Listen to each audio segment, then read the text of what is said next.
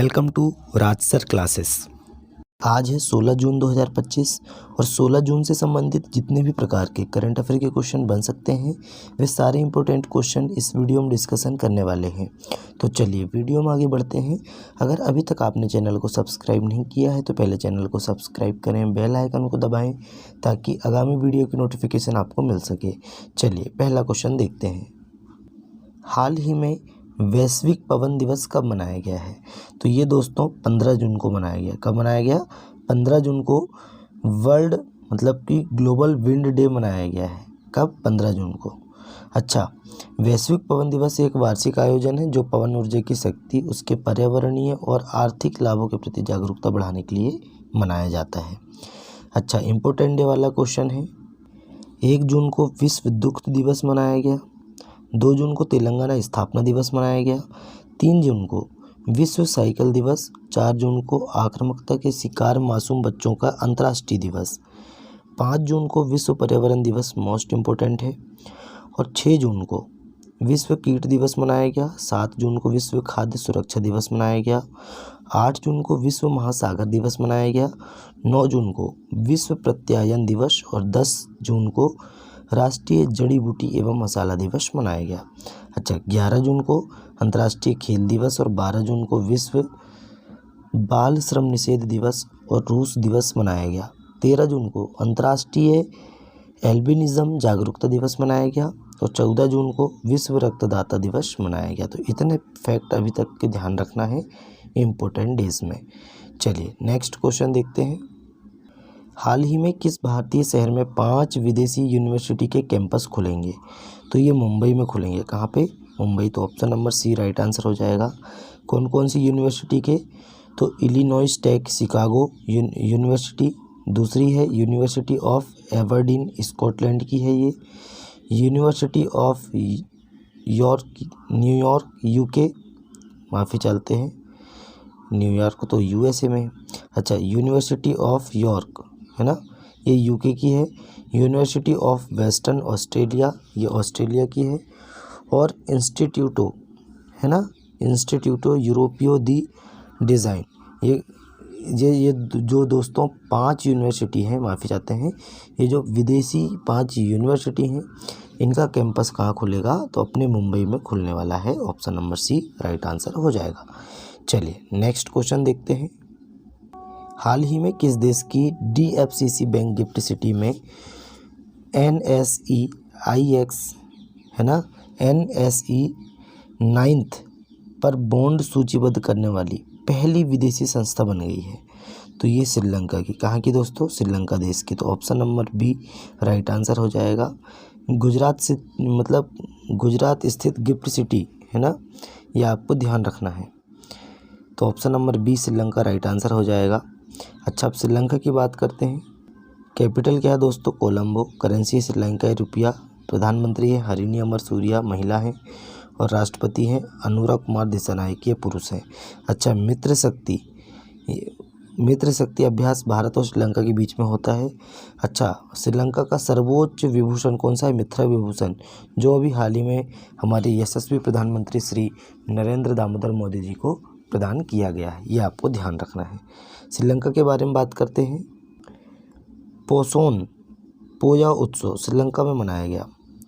अच्छा, बंगाल की खाड़ी में उठ रहे चक्रवात शक्ति को श्रीलंका ने नाम दिया है। जो बंगाल की खाड़ी में जो चक्रवात उठा था अभी शक्ति, इसको नाम शक्ति किसने दिया है? तो श्रीलंका ने नाम दिया है। प्रधानमंत्री मोदी जी को श्रीलंका का सर्वोच्च नागरिक सम्मान मित्र विभूषण मिला। प्रधानमंत्री मोदी जी और श्रीलंका के राष्ट्रपति ने अनुराधापुरा में बहुत प्रतीक्षित माहो ओमानथाई रेलवे लाइन का उद्घाटन किया। श्रीलंका में रामायण कॉन्क्लेव का आयोजन किया गया। भारत और श्रीलंका ने आर्थिक संबंधों को बढ़ावा देने के लिए लीबा समूह की शुरुआत की। 2 दिवसीय study in India expo Colombo में शुरू हुआ। ये आपको ध्यान रखना है। नेक्स्ट क्वेश्चन देखते हैं। हाल ही में केंद्र ने EV इलेक्ट्रिकल व्हीकल है ना, इलेक्ट्रिक व्हीकल हरित ऊर्जा क्षेत्रों के युवाओं को कौशल प्रदान करने के लिए किसके साथ समझौता किया है? तो इस सेल इंडिया के साथ समझौता किया है। तो option number C right answer हो जाएगा, सेल इंडिया। नेक्स्ट क्वेश्चन है। हाल ही में किस बैंक के CEO प्रशांत कुमार का कार्यकाल RBI ने 6 महीने के लिए बढ़ाया है?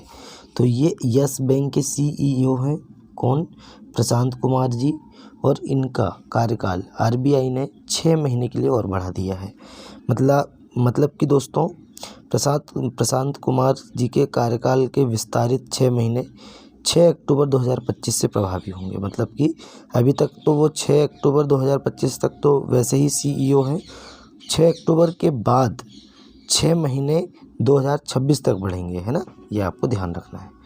नए क्वेश्चन है, हाल ही में कौन एयर इंडिया AI-171 दुर्घटना की जांच का नेतृत्व करेंगे? जो अभी हाल ही में प्लेन क्रैश हुआ था, दुर्घटनाग्रस्त हुआ था अहमदाबाद में, उस प्लेन का नाम है AI-171, है ना।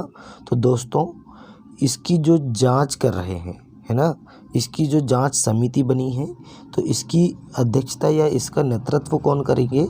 तो केंद्रीय सचिव हमारे गृह सचिव हैं। केंद्रीय गृह सचिव कौन है? गोविंद मोहन जी। तो ये हैं गोविंद मोहन जी, और गोविंद मोहन जी गृह सचिव हैं हमारे। और ये दोस्तों केंद्रीय गृह सचिव गोविंद मोहन जी की अध्यक्षता में एक उच्च स्तरीय बहु अनुशासनात्मक समिति का गठन किया गया है, और ये इसकी अध्यक्षता करेंगे विमान दुर्घटना जांच ब्यूरो द्वारा इसकी जांच की जा रही है ना, ये आपको ध्यान रखना है। तो option number A right answer हो जाएगा गोविंद मोहन। केंद्रीय गृह सचिव हैं गोविंद मोहन। कुछ नियुक्तियों की बात करते हैं। NS संजय गौड़ा ने गुजरात हाई कोर्ट के न्यायाधीश के रूप में शपथ ली है। राजीव घई को उप सेना प्रमुख रणनीति में नियुक्त किया गया। मनीषा पाड़ी भारत की पहली महिला राज्यपाल की उपायुक्त बनी है। अच्छा, सतपाल भानु को LIC का अंतरिम CEO और MD नियुक्त किया गया है। किसको? सतपाल भानु को। लेकिन अब ये नहीं है ना, हमने कल ही आपको बताया R दोराईस्वामी, ये आपको ध्यान रखना है, जो LIC के MD एंड CEO बन गए हैं परमानेंट वाले, है ना। चलिए, यशस्वी सोलंकी को भारतीय राष्ट्रपति की पहली महिला एडी कैंप नियुक्त किया गया। शैलेश सिंह मेहता को फर्टिलाइजर एसोसिएशन ऑफ इंडिया का नया अध्यक्ष नियुक्त किया गया। TV रविशंकर को 16वें वित्त आयोग का पार्ट टाइम सदस्य नियुक्त किया गया। और अश्विनी लोहानी को प्रधानमंत्री संग्रहालय एवं पुस्तकालय का निदेशक नियुक्त किया गया। इतना फैक्ट आपको नियुक्ति के संबंध में ध्यान रखना है। नए क्वेश्चन है, हाल ही में आंध्र प्रदेश ने किस राज्य से आने वाले तोतापुरी आम पर प्रतिबंध लगाया है? तो ये कर्नाटक से आम जाते थे कहाँ पे? आंध्र प्रदेश में। तो आंध्र प्रदेश ने जो तोतापुरी आम जाते थे कर्नाटक से, इस पर आंध्र प्रदेश ने बैन लगा दिया है ना। तो option number B right answer हो जाएगा कर्नाटक। अब कर्नाटक की बात करते हैं। कैपिटल क्या है दोस्तों? कर्नाटक की बेंगलुरु है ना। CM कौन है? सिद्धारामैया। और गवर्नर कौन है? थावरचंद गहलोत। इतना आपको ध्यान रखना है। कुछ फैक्ट देखते हैं। कर्नाटक सरकार ने हुक्का बार पर प्रतिबंध लगाया। कर्नाटक में भारत की पहली निजी हेलीकॉप्टर असेंबली लाइन शुरू की जाएगी। कर्नाटक को टाटा एयरबेस हेलीकॉप्टर विनिर्माण इकाई मिली। अनिल कुंबले को कर्नाटक के वन विभाग का राजदूत नियुक्त किया गया। भारतीय नौसेना ने कर्नाटक में 5वीं शताब्दी से प्रेरित सिले हुए जहाज को शामिल किया। और कर्नाटक के लकुंडी स्मारकों को यूनेस्को की विश्व धरोहर सूची में शामिल करने का प्रस्ताव रखा गया है। गांव स्तर पर पुरावशेष सर्वेक्षण पूरा करने वाला पहला राज्य कर्नाटक बना। और भारत के पहले नैनो इलेक्ट्रॉनिक्स रोड शो का उद्घाटन बेंगलुरु में हुआ। इतना आपको ध्यान रखना है कर्नाटक के बारे में। नेक्स्ट क्वेश्चन है, हाल ही में ब्रिक्स संगठन में 10वें औपचारिक साझेदार देश के रूप में कौन शामिल हुआ है? तो इसमें वियतनाम शामिल हुआ है। तो option number C Vietnam right answer हो जाएगा। वियतनाम की बात करें तो ये आप देख सकते हैं, ये है म्यांमार, है ना, ये है लाओस, ये है थाईलैंड, ये है कंबोडिया, है ना, और ये है दोस्तों मलेशिया। ये आपको ध्यान रखना है। और वियतनाम ये आप देख सकते हैं, ये है वियतनाम, है ना। चलिए, कैपिटल क्या है दोस्तों? हनोई है। करेंसी है वियतनामी डोंग। प्रेसिडेंट कौन है? Luong Kong. अच्छा, प्राइम मिनिस्टर कौन है? फाम मिन चिंग। इतना आपको ध्यान रखना है। नए क्वेश्चन है, हाल ही में भारत की सुरुचि सिंह ने महिला की 10 मीटर एयर पिस्टल स्पर्धा में कौन सा पदक जीता है? तो इन्होंने स्वर्ण पदक जीता है। तो option number A right answer हो जाएगा, स्वर्ण पदक।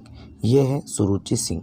अच्छा, जर्मनी के म्यूनिख में विश्व कप निशानेबाजी में भारत की सुरुचि सिंह ने महिलाओं की 10 मीटर एयर पिस्टल स्पर्धा के फाइनल में स्वर्ण पदक जीता है। विश्व कप में सुरुचि का इस स्पर्धा में यह लगातार तीसरा व्यक्तिगत स्वर्ण पदक है, ये भी आपको ध्यान रखना है। नए क्वेश्चन है, हाल ही में कौन सी राज्य सरकार नई आबकारी नीति लागू करेगी? तो ये दिल्ली राज्य सरकार करेगी। अच्छा, अभी दिल्ली में नए गवर्नमेंट बनने का कारण यही है कि पहले जो शराब के ही केस में बहुत सारे लोग को सज़ा हुई थी, जिसमें अरविंद केजरीवाल जी भी शामिल हैं, है ना। चलिए, हम ऐसी बात नहीं करना चाहते, लेकिन देखिए दिल्ली के बारे में अगर हम पढ़ रहे हैं तो थोड़ा सा जानकारी सभी को होना आवश्यक है। तो दोस्तों, जो राज्य सरकार है शराब के जो आबकारी नीति है उसमें चेंज करने वाली है। दिल्ली सरकार पारदर्शिता, उत्तरदायित्व और सामाजिक कल्याण को प्राथमिकता देते हुए एक नई आबकारी नीति पेश करने जा रही है। नीति का उद्देश्य क्या है? तो कमज़ोर समुदाय की सुरक्षा करते हुए गुणवत्तापूर्ण शराब की उपलब्धता सुनिश्चित करना, ये आपको ध्यान रखना है। तो option number D right answer हो जाएगा दिल्ली।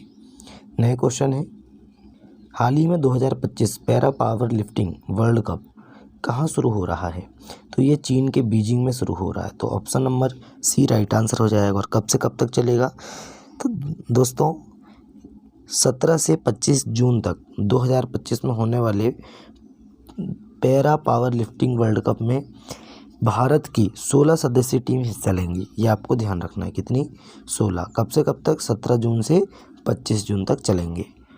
नेक्स्ट क्वेश्चन है, हाल ही में प्रधानमंत्री मोदी किस देश की आधिकारिक यात्रा पर गए हैं? तो प्रधानमंत्री मोदी जी किस देश की आधिकारिक यात्रा पर गए हैं? तो साइप्रस की, ये आपको ध्यान रखना। तो option number B right answer हो जाएगा। मोदी जी साइप्रस होते हुए कनाडा, क्रोएशिया की 5 दिवसीय यात्रा पर रवाना हुए हैं। नेक्स्ट क्वेश्चन है, हाल ही में अमेरिका और ईरान के बीच परमाणु वार्ता का 6ठा दौर रद्द करने की घोषणा किसने की है? तो ये ओमान ने की है। तो option number B right answer हो जाएगा। देखिए, अमेरिका और ईरान के बीच परमाणु वार्ता का 6ठा दौर रद्द कर दिया गया है। मध्यस्थ की भूमिका निभा रहे ओमान ने ईरान के खिलाफ इजराइल के हवाई हमले के बाद वार्ता रद्द करने की घोषणा की है, ये आपको ध्यान रखना है। चलिए, बात करते हैं ओमान की। ओमान की कैपिटल क्या है? ये आप ओमान देख सकते हैं, ये अरब सागर है ना। ये मुंबई है अपना, देखिए, है ना। चलिए देखिए, कैपिटल क्या है दोस्तों ओमान की? मस्कट है। करेंसी क्या है? ओमानी रियाल। सुल्तान कौन है? हैतम बिन तारिक, ये आपको ध्यान रखना है। नेक्स्ट क्वेश्चन है, हाल ही में इसरो ने उत्तर प्रदेश में कहाँ रॉकेट प्रक्षेपण का सफल परीक्षण किया? देखिए, पहली बार ऐसा हुआ जब इसरो ने उत्तर प्रदेश में रॉकेट प्रक्षेपण का सफल परीक्षण किया है ना। तो ये कहाँ पे किया है? कुशीनगर। तो option number C right answer हो जाएगा। तो यह पहला परीक्षण है इसरो का उत्तर प्रदेश में, यह आपको ध्यान रखना है। अब इसरो की बात करते हैं। इसरो का हेडक्वार्टर कहाँ है, ये पहले आप बताएंगे। तो इसरो का हेडक्वार्टर है बेंगलुरु में। कहाँ पे है? बेंगलुरु में। अच्छा, स्थापना कब हुई थी? तो 15 अगस्त सन 1969, 1969।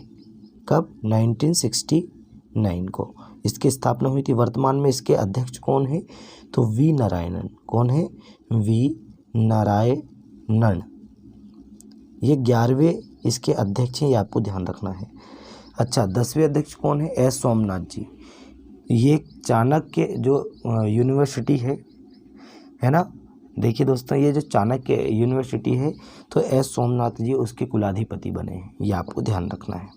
चलिए, लास्ट क्वेश्चन देखते हैं। हाल ही में भूटान के थिम्पू में 15वीं दक्षिण एशियाई बॉडी बिल्डिंग चैंपियनशिप में भारत की याजिक हिलंग ने कौन सा पदक जीता है? तो ये भारत की हैं याजिक हिलंग, ये है याजिक हिलंग जी। और भूटान के थिम्पू में, कहाँ पे?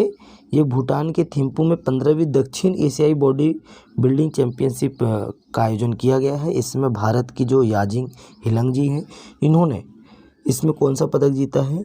तो इन्होंने इसमें स्वर्ण पदक जीता है। तो option number C right answer हो जाएगा, स्वर्ण पदक। अच्छा, याजिक ने कल 155 सेंटीमीटर तक की महिला मॉडल फिजिक स्पर्धा में प्रथम स्थान प्राप्त किया, ये आपको ध्यान रखना है। तो चलिए दोस्तों, आज का हमारा करंट अफेयर यहीं समाप्त होता है। वीडियो कैसा लगा कमेंट करके बताएं। अपने दोस्तों में ज़्यादा से ज़्यादा वीडियो को शेयर करें, लाइक करें और चैनल को सब्सक्राइब करें। चलिए मिलते हैं, तब तक के लिए नए वीडियो में। जय हिंद, जय भारत।